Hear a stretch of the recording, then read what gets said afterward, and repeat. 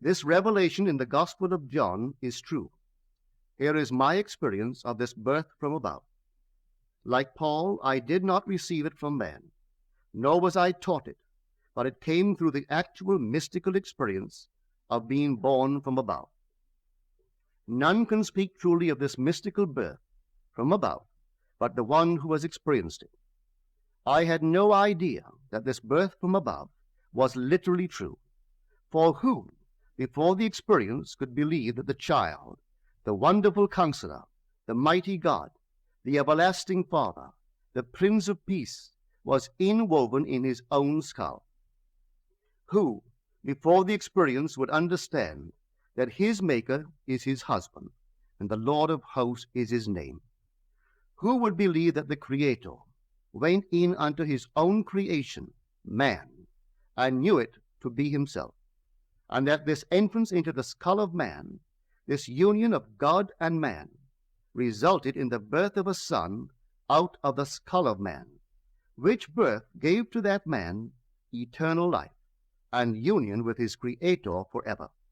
If I now tell what I experienced that night, I do so not to impose my ideas on others, but that I may give hope to those who, like Nicodemus, wonder how can a man be born when he is old?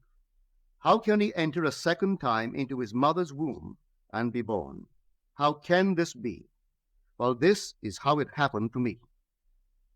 A heavenly dream, in which the arts flourished, was suddenly interrupted by the most intense vibration centered at the base of my skull. Then a drama as real as those I experience when I am fully awake began to unfold.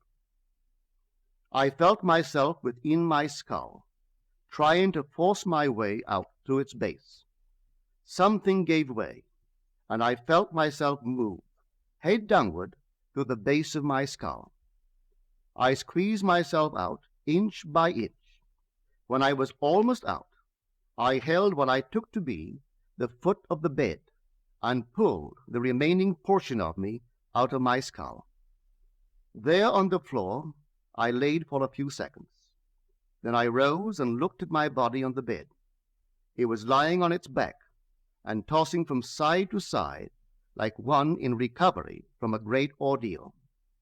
As I contemplated it, hoping that it would not fall off the bed, I became aware that the vibration which started the whole drama was not only in my head, but now was also coming from the corner of the room.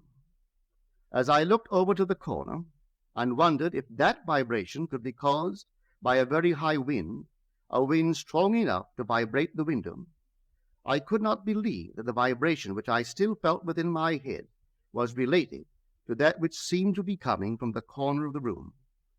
Looking back to the bed, I discovered that my body was gone, but in its place sat my three oldest brothers.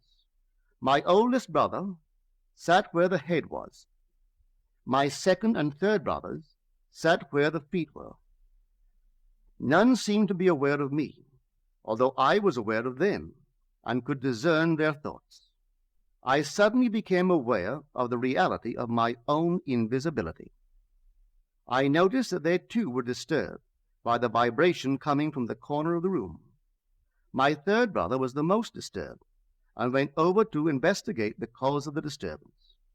His attention was attracted by something on the floor, and looking down, he announced, "It is Neville's baby."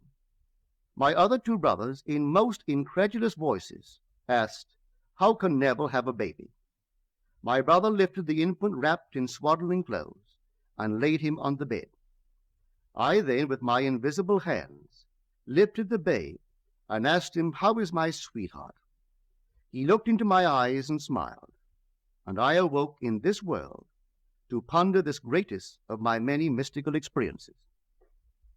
One other vision I will tell, because it bears out the truth of my assertion that the Bible is mystical fact, that everything written about the promised child is in the law of Moses and the prophets and the Psalms, and it must be mystically experienced in the imagination of the individual.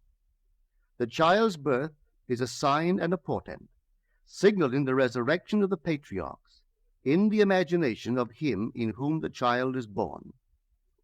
6 months after the birth of the child, a vibration similar to the one which preceded his birth started in my head. This time, its intensity was centered at the top of my head. Then came a sudden explosion, and I found myself in a modestly furnished room. There, leaning against the side of an open door, was my son David of biblical fame. He was a lad about 12 years old. What struck me forcibly about him was the unusual beauty of his face and figure. He was, as he is described in the first book of Samuel, ruddy, with beautiful eyes, and very handsome. Not for one moment did I feel myself to be any one other than Neville. Yet I knew that this lad David was my son, and he knew that I was his father. As I sat there contemplating the beauty of my son, the vision faded, and I awoke. What conclusion can be reached from these mystical experiences? The chamber of man's imagery. In man's imagination are engraven every patriarch and character in the Old Testament, and that after the birth of the child, out of the skull of man, signifying that man's rebirth from above, there will begin the resurrection of the patriarchs. Each, in his turn, will be revealed as the son of the man who resurrects him. When all are resurrected from the dead, that man in whom they are resurrected will know himself to be of the Elohim, the God who became man, that man may become God.